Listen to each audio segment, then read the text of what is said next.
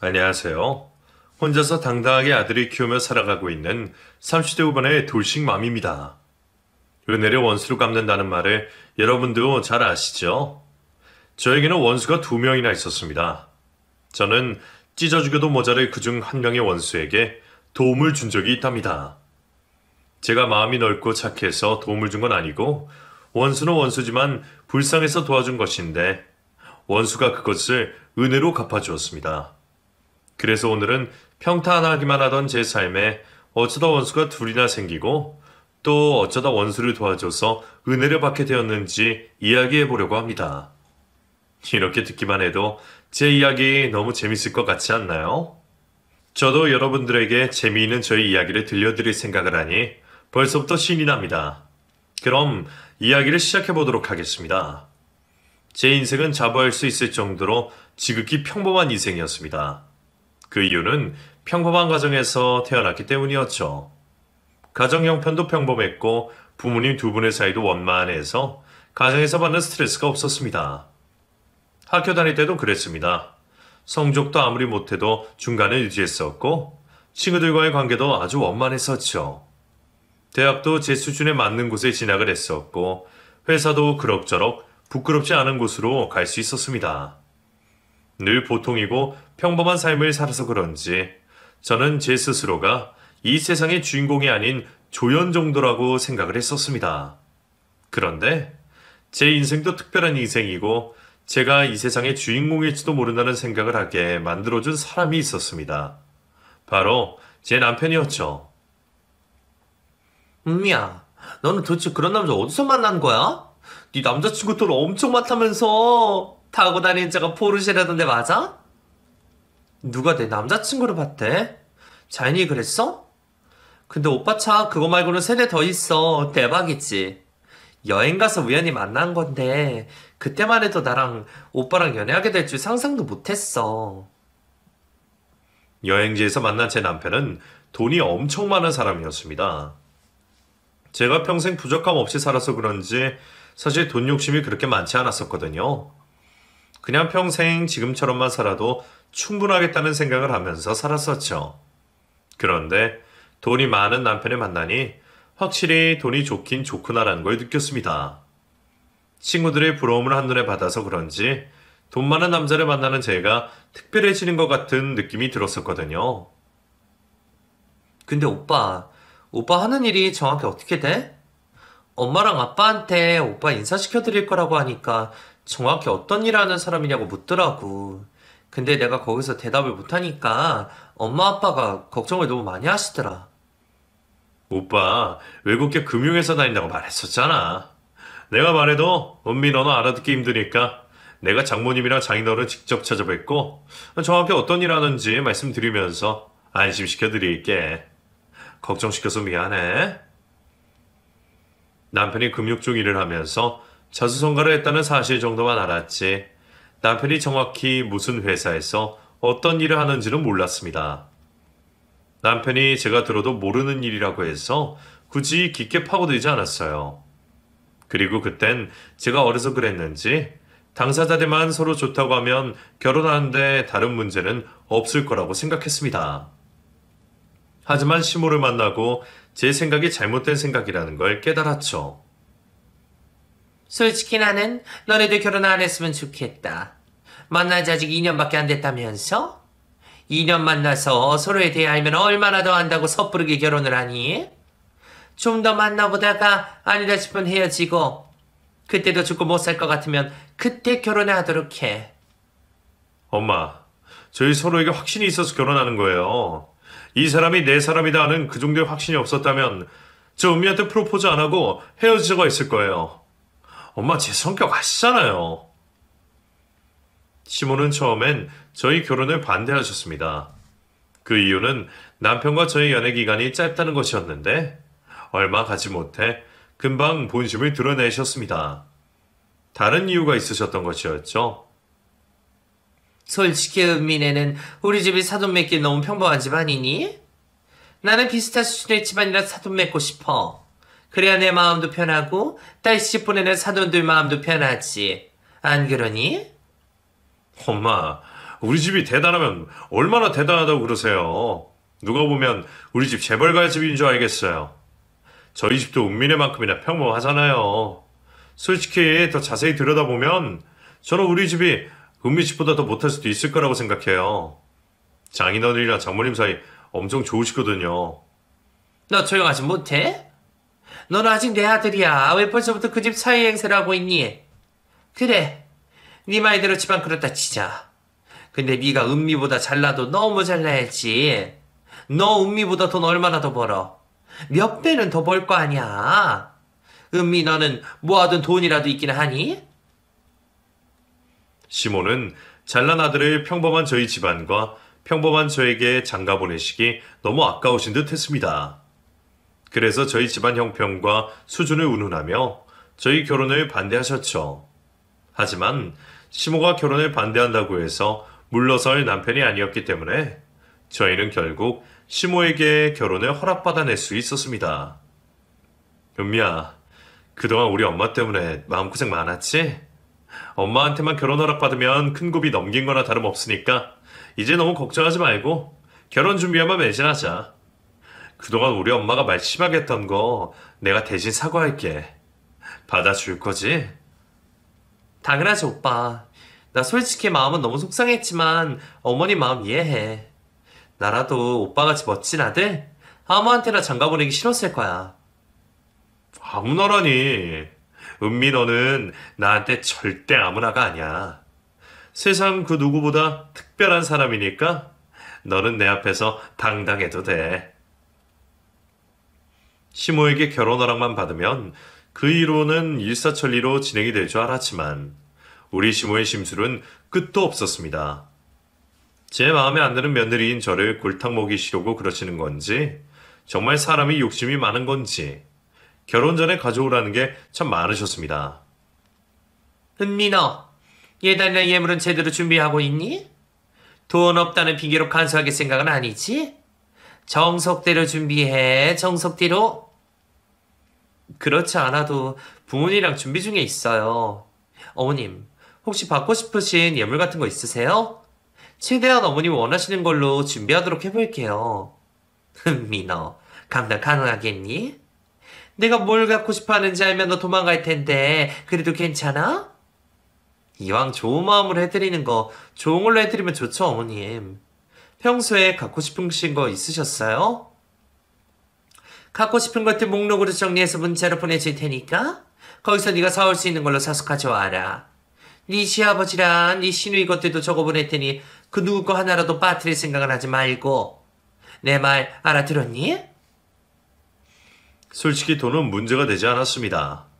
제가 모아둔 돈과 부모님이 저 결혼할 때 보태주려고 모아두셨던 돈으로 충분히 시모가 원하는 것들을 쉽게 해결할 수 있었죠.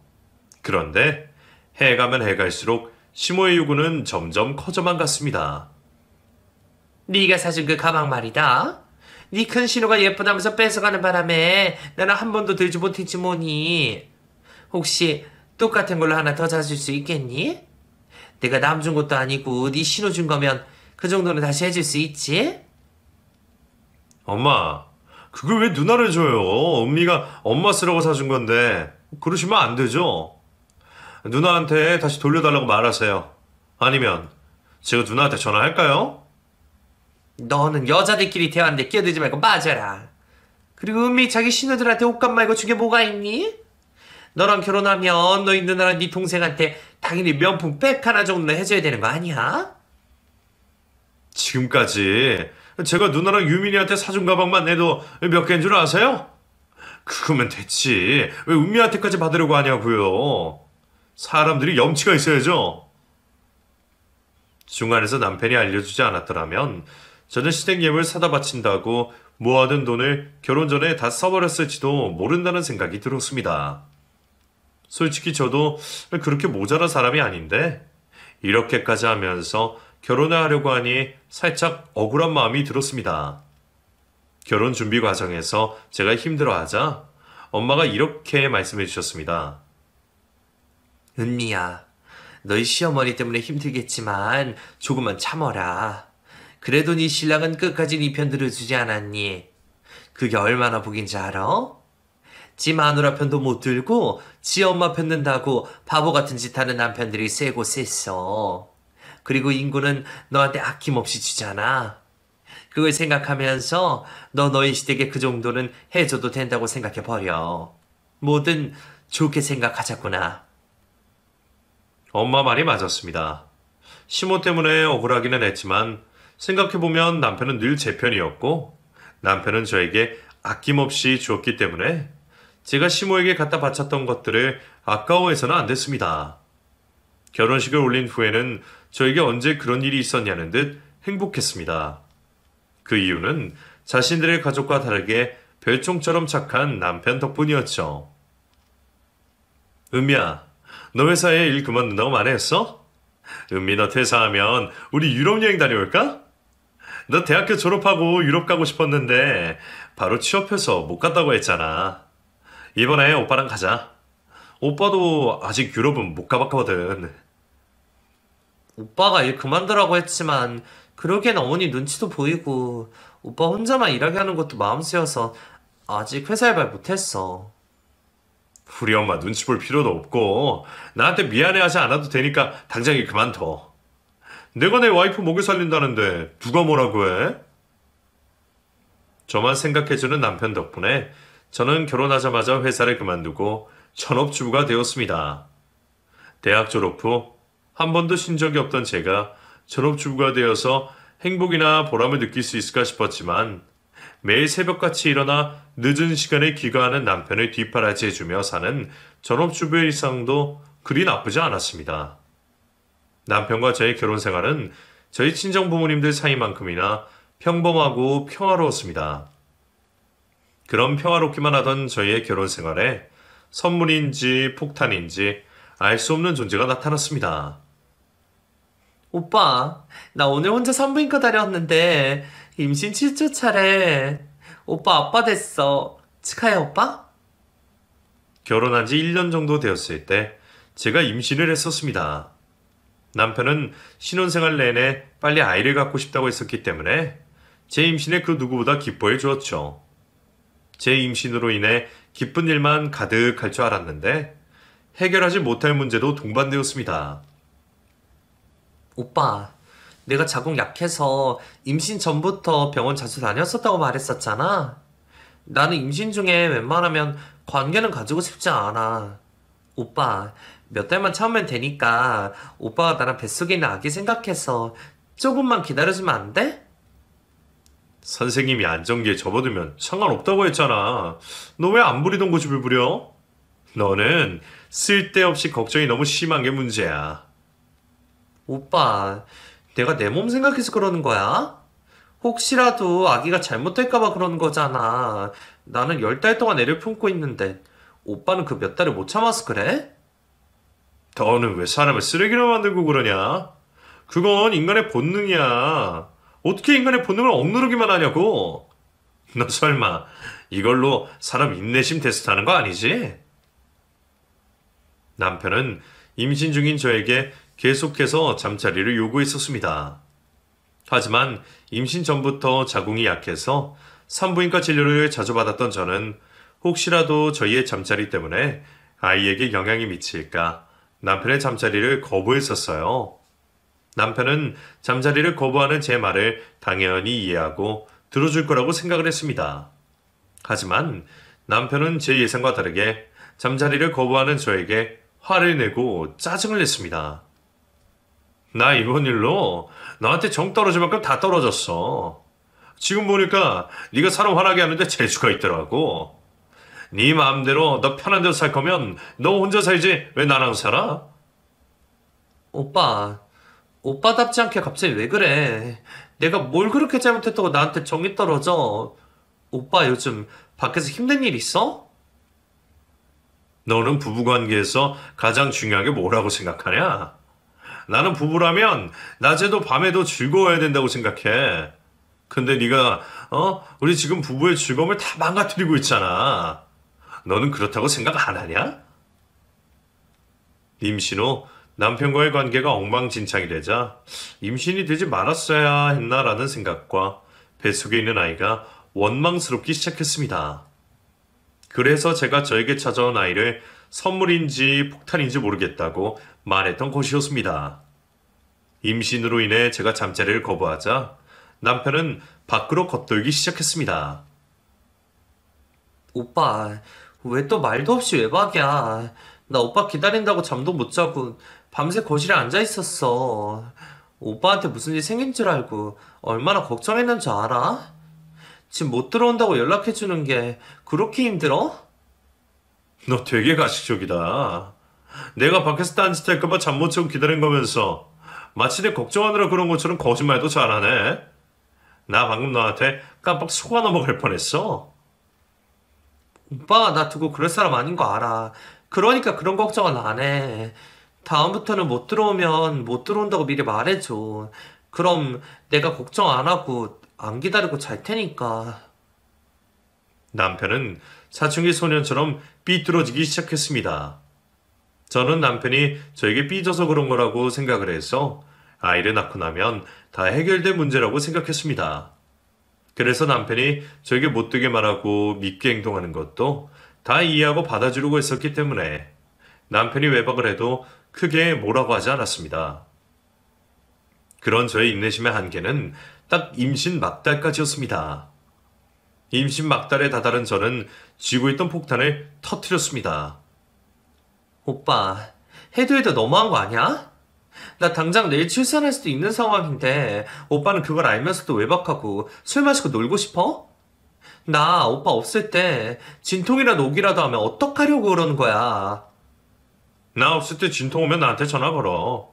가까이 있으면 바로 달려오던가 할 테니까.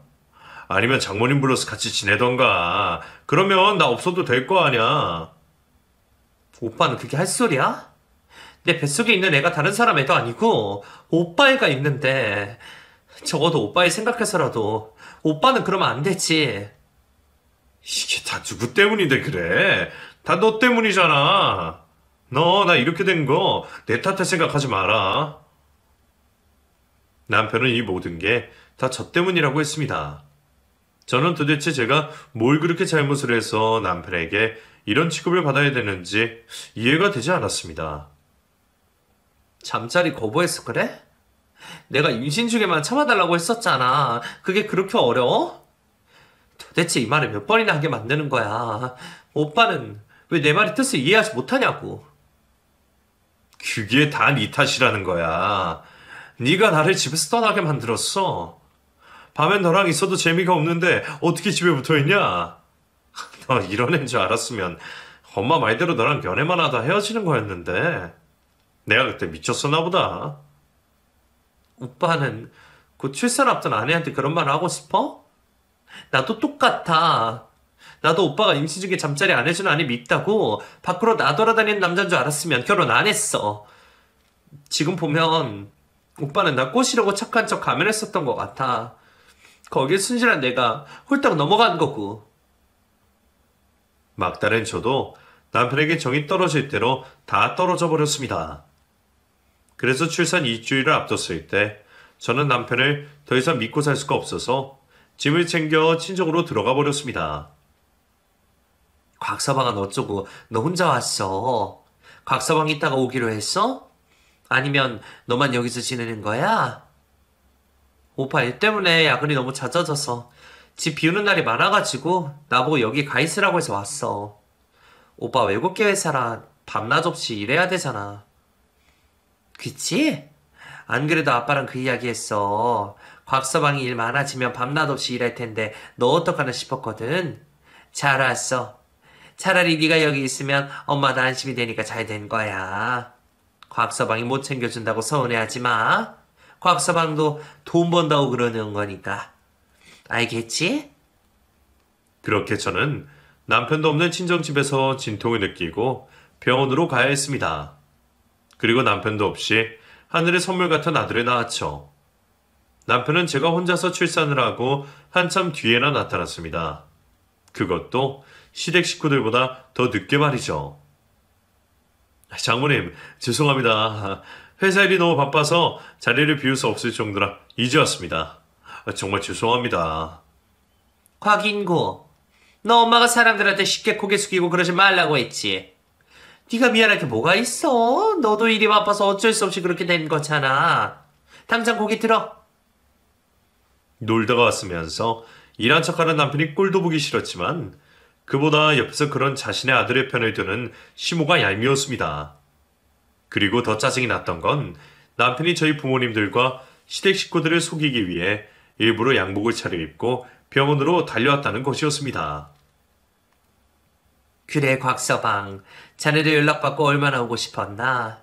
우리한테 미안할 일은 아니고 앞으로 우리 은미랑 아기 잘 부탁하네. 일밖에 모르는 자네 보면 우리 은미 평생 굶지는 않겠다는 생각이 들면서도 일에 미쳐 사는 자네가 일 때문에 가정에 소홀해질까봐 그게 걱정이네. 이제 자네도 혼자가 아니고 책임져야 할 아이도 생겼으니 건강 생각하면서 일하게. 장모님, 감사합니다. 밤새 여기 계시느라 피곤하실 텐데 오늘은 집에 들어가셔서 좀 쉬세요. 여기는 이제 제가 지키고 있겠습니다. 사이를 철석같이 믿고 있는 엄마가 너무 안타깝고 불쌍했습니다. 병원에서 퇴원을 하고 산후조리원에 들어갈 때 남편이 같이 들어가겠다는 걸 말리고 저는 엄마와 함께 입소를 했습니다. 그리고 저는 엄마와 함께 조리원에 있는 2주 동안 남편을 향한 제 마음을 다잡았습니다. 평생 저를 위해 사셨던 친정 부모님들과 이제 막 태어난 내 아들을 위해서라도 남편을 미워하지 않고 남편 마음을 예전으로 되돌려야겠다고 말이에요. 남편이 못나게 군다고 저도 똑같이 남편을 미워하면 우리는 이혼 말고는 다른 선택을 할 수 없을 것 같다는 생각이 들었습니다.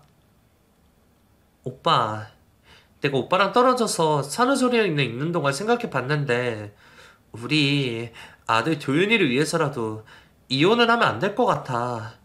그러니까 오빠도 나도 노력해서 다시 예전으로 돌아가자. 내 부탁이야. 네 말 무슨 말인지 알겠으니까 더 이상 이야기 꺼내지 마.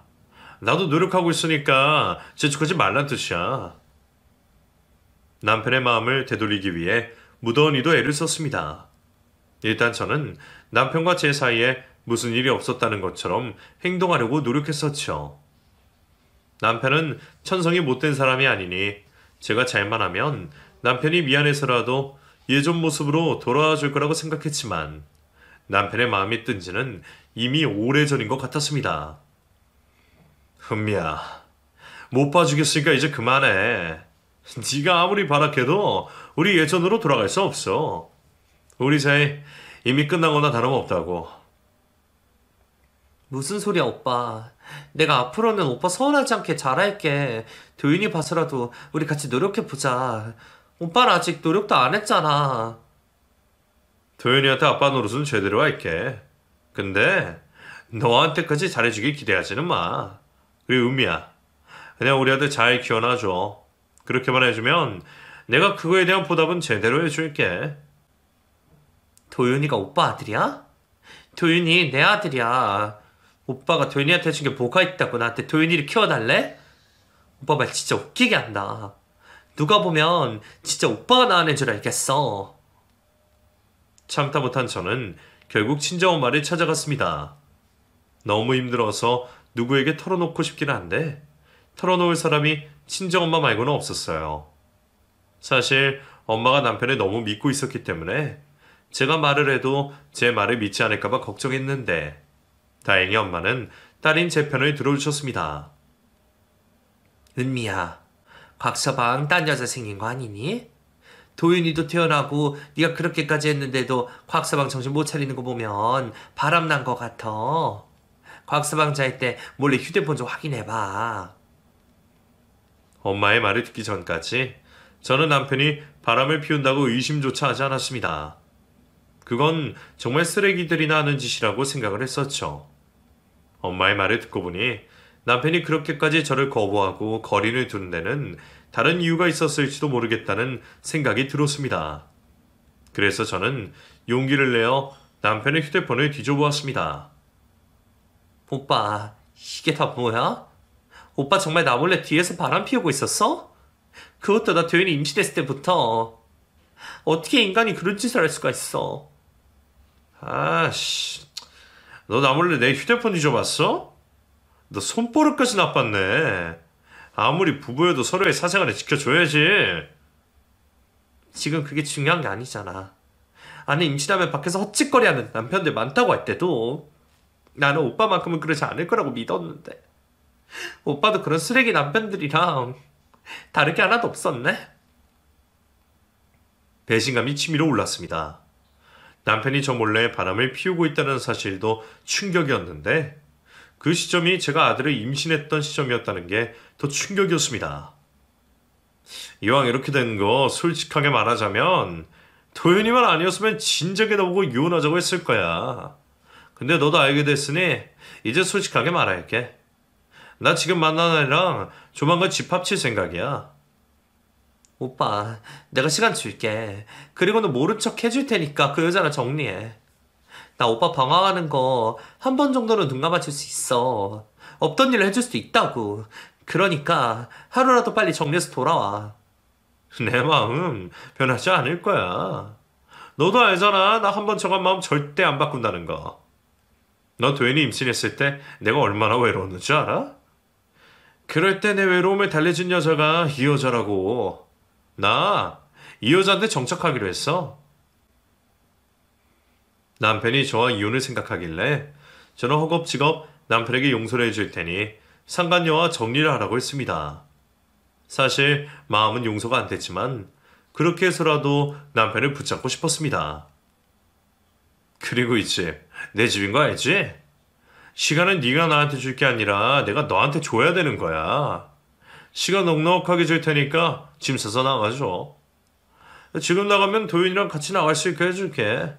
그게 아니라면 도윤이 나한테 뺏기게 될 거야. 지금 도윤이 가지고 나한테 협박하는 거야? 오빠가 그러고도 도윤이 아빠라고 할 수 있어? 도윤이 가지고 협박하는 거 아니고 도윤이 정말 내가 키우고 싶지만 너한테 어느 정도 미안한 마음이 있어서 너한테 먼저 기회를 주려고 하는 거야. 넌 나한테 고마워해야 돼. 남편은 지금 집을 나가지 않으면 아이를 뺏어 버릴 거라고 했지만 저는 끝까지 질서 버텼습니다. 남편이 제 아이를 뺏어가 버릴까봐 무섭기는 했지만 제가 그 집에서 나가서 갈 곳도 없을 뿐더러 남편이 저에게서 제 아들을 뺏어갈 이유가 없다고 생각했습니다. 제가 나가지 않고 집에서 버티자 남편이 강수를 뒀습니다. 바로 상간녀를 저희 집으로 데리고 오는 곳이었죠. 오빠, 진짜 미쳤어? 여기가 어디라고 이 여자를 데리고 와. 나 죽는 꼴 보고 싶어서 그래? 오빠가 진작에 나가라고 했었다면서요? 그러게, 오빠 말을 들었으면 이런 더러운 꼴 볼 일 없었을 거 아니에요. 오빠 성격 잘 아시면서 왜 버티고 있으셨어요? 상간녀는 저희 집으로 들어오더니 소파 정중앙에 자리 잡고 다리를 꼬고 앉아 저를 가소롭다는 듯이 바라보았습니다. 저는 본능적으로 바로 제 아들을 끌어안았습니다. 그 아이, 제가 잘 키워드릴 테니까 두고 나가세요. 아이 데리고 나가면 새 출발하시기도 힘드시잖아요? 제가 그쪽 새 출발할 수 있게 배려해드리는 거니까 아이는 두고 가세요. 당신 왜 내 아이를 키워? 이 아이 내 아이야. 그러나 도윤이 아빠랑 이혼할 생각 추호도 없어. 당신이나 포기하고 이 집에서 당장 나가. 오빠가 그쪽한테 말했을 텐데요. 순순히 나가면 아이 주고 순순히 나가지 않으면 아이 뺏겠다고요. 어떻게 하시겠어요? 아이 저한테 맡기시고 쫓겨나실래요? 아니면 아이 데리고 나가실래요? 온몸이 부들부들 떨리고 눈물이 주저없이 흘러나왔습니다. 상간녀와 제가 거실에서 대화를 나누고 있을 때 남편은 제 옷을 챙겨두고 나왔습니다. 도윤이 옷이랑 네 옷 몇 개 챙겼으니까 들고 나가. 장모님 집으로 가든지 아니면 방 잡아서 지내든지 알아서 해. 돈은 필요한 만큼 보내줄 테니까. 오빠 도대체 나한테 이렇게까지 하는 이유가 뭐야? 내가 그 정도로 싫어서 그런 거야? 아니면 이 여자가 그 정도로 좋아서 그런 거야? 나 너한테 더 이상 가혹하게 굴고 싶지 않으니까 얼른 나가. 도윤이 데리고 가고 싶으면 지금 당장 나가는 게 좋을 거야. 아이를 뺏기지 않기 위해서는 저는 결국 그 집을 제 발로 나와야 했습니다.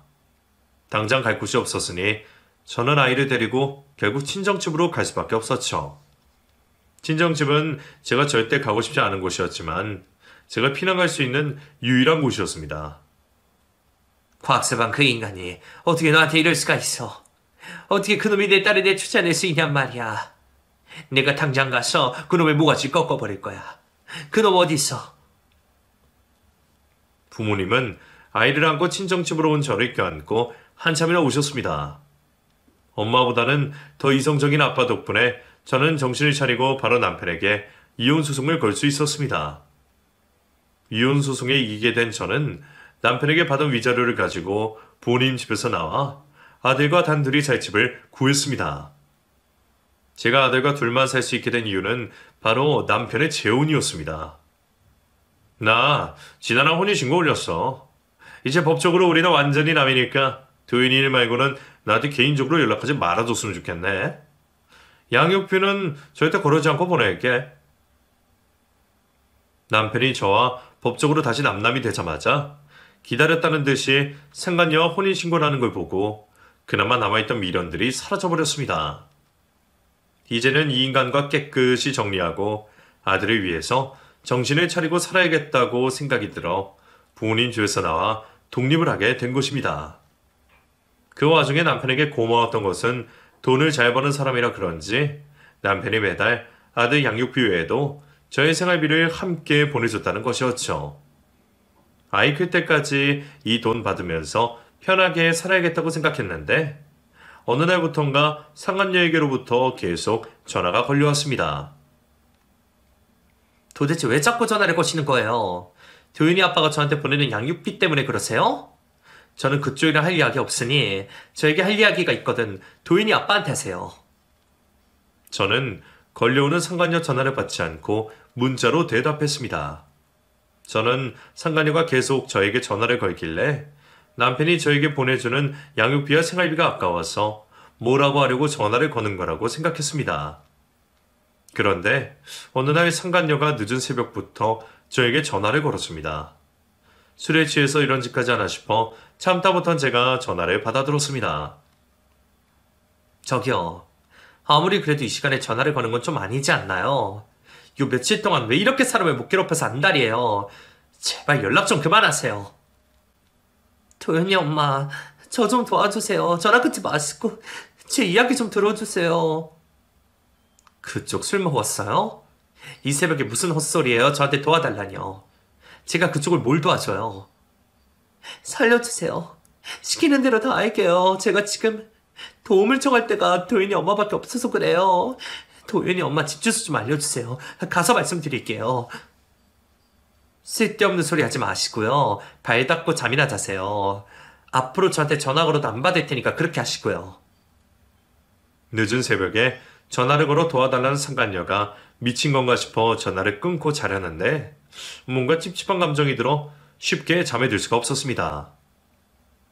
정말 제 도움이 필요해서 전화를 건 건가 싶어 상간녀에게 문자로 저희 집 주소를 남겼습니다. 설마 진짜로 우리 집에 찾아오려는 건가 싶어 불안해서 잠도 못 들고 있었는데 정확히 1시간 뒤 저희 집 초인종이 울렸습니다. 도윤이 엄마 저예요. 저 이진아예요. 얼른 문 좀 열어주세요. 부탁드릴게요. 문 좀 열어달라는 상간녀의 간절한 목소리에 현관문을 열었더니 상간녀가 피투성이가 된 채로 서 있었습니다. 너무 놀란 저는 상간녀의 얼굴을 보자마자 소리를 질렀습니다. 세상에 이게 다 무슨 꼴이에요.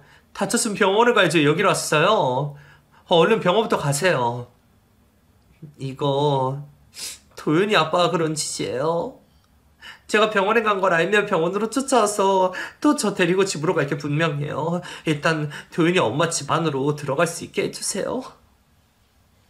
피투성이가 된 상간녀는 저를 밀고 저희 집으로 들어왔습니다. 상간녀는 집 안까지 들어오지 않고 현관문 앞에 서더니 저에게 휴대폰을 건넸습니다. 도윤이 아빠 조직생활하는 사람인 거 알고 있으셨어요? 도윤이 아빠 외국계 금융업 하는 사업이 아니라 사치업하고 있는 사람인 거 도윤이 엄마는 모르고 계셨죠? 상간녀가 건넨 휴대폰에는 사진 한 장이 띄어져 있었는데 그 사진 속에는 검색 양복을 입은 남자 무리들이 있었습니다. 사진 속의 남자들은 누가 봐도 어두운 조직의 사람들처럼 보였죠. 도윤이 아빠 손버릇이 나쁜 사람이에요. 도윤이 엄마가 임신하지만 않았더라면 도윤이 엄마도 저처럼 맞고 살았을 거예요. 도윤이 아빠가 도윤이 엄마 몰래 저 만날 때도 그랬거든요. 도윤이 엄마 때려서라도 입 맞고 싶은데 임신을 해서 그럴 수가 없다고 말이에요. 아니, 이 시간에 갑자기 저를 찾아와서 이걸 저한테 믿으라고 하는 소리예요? 상간녀는 더 많은 사진들을 보여주었습니다. 그동안 상간녀가 남편에게 맞아 엉망이 된 얼굴과 몸을 찍은 사진, 그리고 남편이 조직 생활하는 사진들이었죠. 저는 부모도 형제도 없는 고아예요. 도망을 가고 싶은데 갈 데는 없고 생각나는 곳이 여기뿐이라 여기로 왔어요. 도윤이 아빠가 그쪽한테 모시게 돼도 도윤이는 끔찍하게 생각하거든요. 도윤이가 있는 곳이라면 안전할 것 같아서 왔으니까 쫓아내지만 말아주세요. 제 손을 잡고 쫓아내지는 말아달라고 애원하는 상간녀를 차마 매정하게 쫓아낼 수는 없었습니다. 마음 같아서는 잘 됐다고 고소하다고 말하고 싶었지만 제 눈앞에 피투성이가 된 상간녀를 보니 그런 마음보다는 걱정이 앞섰습니다. 제가 상간녀를 집 안으로 들이자 상간녀가 그간 있었던 이야기를 늘어놓았습니다. 도윤이 아빠는 제가 도윤이 동생을 갖길 바랐어요. 저 때문에 도윤이 뺏겼으니 저보고 도윤이 동생을 낳아달라 그랬거든요. 근데 이유도 없이 임신이 안 되더라고요. 그걸 알게 된 도윤이 아빠가 바람도 버릇이라고 제 버릇 난 못 주고 또 바람을 피우길래 그거 가지고 뭐라고 했더니 그때부터 저에게 손이 되기 시작했어요. 도윤이 아빠 아무리 그래도 사람을 때릴 사람이 아닌데 제 두 눈으로 보고도 믿기지가 않네요. 제 생각엔 도윤이 엄마는 가족이 있어서 쉽게 손에 더 대지 못한 것 같아요. 저는 고아에 가족이 없잖아요. 그래서 더 쉬웠을 거예요. 도망갈 곳도 돌아갈 곳도 없었으니까요. 상간녀의 사정만 들으면 딱 하긴 했지만 저를 내쫓아낸 여자라고 생각하면 제가 상간녀를 데리고 있을 이유가 없었습니다. 그런데 자꾸 제 앞에서 불쌍한 자신의 처지를 이야기하는 상간녀 때문에 마음이 약해져만 갔습니다. 제가 상간녀를 데리고 있다는 걸 알게 된 남편이 저를 찾아왔습니다. 이진아, 다시 나한테 돌려줘. 걔 거기 있으면서 나 신고하게 되면 나 바로 깜빵 들어가게 될 거야. 그렇게 되면 매달 보내줬던 도윤이 양육비랑 당신 생활비 못 주게 되는데 당신 그래도 괜찮아? 바로 감옥에 들어가게 된다니? 그거 말고 또 무슨 잘못을 저지른 게 있어? 당신이랑은 이혼했으니까 당당하게 말할게. 사실 나 전과자야. 전과가 많아서 한 번만 더 사고 치면 그땐 진짜 끝이야. 그러니까 이진아가 신고 못하게 그 집에서 내쫓아. 그렇게만 해주면 내가 내 명의로 된 아파트 당신한테 하나 줄게. 돈을 떠나 아들만 생각하면 남편을 도와주는 게 맞았습니다. 아들의 아빠를 감옥에 보낼 수는 없었으니까요. 하지만 그렇다고 해서 갈 곳 없는 불쌍한 여자를 집에서 내쫓을 수도 없었습니다. 그래서 다른 방법을 생각해냈습니다. 나랑 내 아들 쫓아낸 여자 뭐가 좋다고 제가 보호하고 데리고 있겠어요. 당신 여기 있는 거 저 정말 불편하니까 당장 이 돈 들고 나가주세요. 이 정도 돈이면 몇 달 정도 지낼 곳 찾을 수 있을 거예요. 도윤이 아빠한테는 그쪽 어디로 갔다고 말 절대 안 할 테니까 걱정 말고 나가세요. 감사합니다. 저도 얼른 나가야지 하면서도 가진 게 없어서 못 나가고 있었는데 이렇게 챙겨주셔서 감사합니다. 이 은혜 꼭 갚을게요. 상간녀는 제 마음과 의도를 알아차린 듯 했습니다. 상간녀를 데리고 있기도 쫓아낼 수도 없었던 저는 상간녀에게 몇백을 쥐어주고 집에서 내보냈습니다. 제가 상간녀를 도와줄 수 있는 최선의 방법이었고 그 이후로는 상간녀가 알아서 헤쳐나가길 지켜볼 수밖에 없었습니다. 그리고 한참 후 남편에게서 연락이 왔습니다. 교도소에 들어가게 됐는데 할 말이 있으니 면회로 와달라는 연락이었죠. 꼴 좋다. 그렇게 성질 죽이고 착하게 좀 살지 이게 다 뭐야. 깡패인 거랑 전과 있는 거 다 속이고 나한테 장가왔으면 계속 그 가면 쓰면서 평생 좋은 남편, 좋은 아빠로 살지. 이게 다 뭐냐고. 우리 도윤이한테는 나중에 뭐라고 설명할 거야. 미안해. 도윤이 생각해서라도 정신 차리고 살았어야 했는데 내가 당신 볼 면목이 없다. 그래서 말인데 당신한테 내 명의로 된 집 하나를 주려고 해. 지금 사는 집 월세라고 했지. 거기 나와서 도윤이랑 아파트 들어가서 살아. 우리 아들 아빠 없다고 무시 안 당하게 살려면 좋은 집에서 살아야지. 출처도 모르는 돈으로 남편이 산 집을 받는 게 마음이 찝찝하기는 했지만 아들을 생각하면 그 집도 양육비도 계속해서 받는 게 맞았습니다. 그래서 저는 남편이 준 아파트로 들어가 아들과 함께 새 출발을 시작했었죠. 남편이 교도소에 들어간 지 1년 정도 됐을 때 상가녀가 만나고 싶다고 연락을 주었습니다. 그땐 정말 감사했습니다. 어떻게 은혜를 보답할까 싶어서 준비했어요. 제 성이니까 거절하지 말고 받아주세요. 설마 이거 돈 뭉치예요? 그쪽이 돈이 어디 있다고 저한테 이런 걸 줘요. 가족도 없고 갈 것도 없다면서요. 이걸로 새 출발이나 하세요. 저는 도윤이 아빠한테 받은 돈 있어서 그쪽한테까지 이런 돈 안 받아도 돼요. 이거 도윤이 아빠랑 이혼하고 받은 위자료예요. 도윤이 엄마 덕분에 정신 차릴 수 있게 됐습니다. 이 돈으로 도윤이랑 잘 먹고 잘 사시길 진심으로 바랄게요. 두 모자에게 씻지 못할 상처를 줘서 정말 죄송합니다. 늦었지만 제 사과를 받아주세요. 거의 2년 만에 나타난 상간녀는 남편에게 받은 위자료라며 저에게 돈 뭉치를 건넨 뒤 사라졌습니다. 그 돈도 받는 게 영 찝찝하긴 했지만 제가 상간녀에게 받은 상처를 생각하면 그 정도 돈은 받아도 된다고 생각하고 받아두긴 했습니다. 내년이면 남편이 출소를 합니다. 시모는 남편이 나오면 저보고 살림을 다시 합치라고 했지만 저는 죽었다 깨어나도 남편과 합칠 생각이 없습니다. 누구 좋으라고 살림을 합치나요? 저는 그냥 제 인생에 원수가 더 이상 없는 걸로도 만족하며 살고 싶습니다. 앞으로도 제 인생에 원수 같은 건 생기지 않았으면 좋겠습니다. 운이 좋다면 그렇게 살 수 있겠죠?